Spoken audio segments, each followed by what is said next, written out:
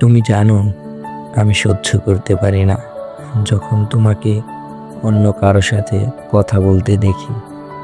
তাই তো বারবার তোমাকে বলেছিলাম তুমি যেন কারো সাথে কথা না বলো, কিন্তু তুমি শোনোনি। তুমি ঠিকই কথা বললে তোমার কাজিনদের সাথে। হয়তো তোমার কাছে এটা স্বাভাবিক ছিল, কিন্তু আমি তো ঠিক নিতে পারিনি।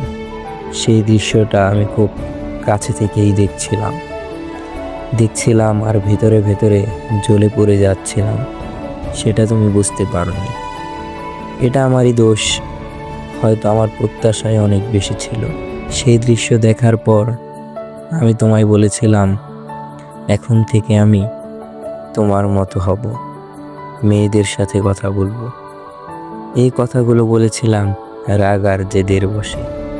আজ বুঝলাম আমি তোমার মতো হতে পারবো না, কারণ আমি জানি তোমাকে ছাড়া অন্য কারো সাথে কথা বলতে আমি পারবো না। তবে যদি তুমি অন্য মানুষের সাথে কথা বলে সুখী হও, তবে তুমি তাই করো। আমি আর কিছু বলবো না। তবে আমার চোখের সামনে সেই দৃশ্য আর সহ্য করতে পারবো না। যতটা কষ্ট ততটাই চাপ আমার ভেতরে। তুমি যদি সুখী হও, তবে তুমিই ভালো থাকো, আর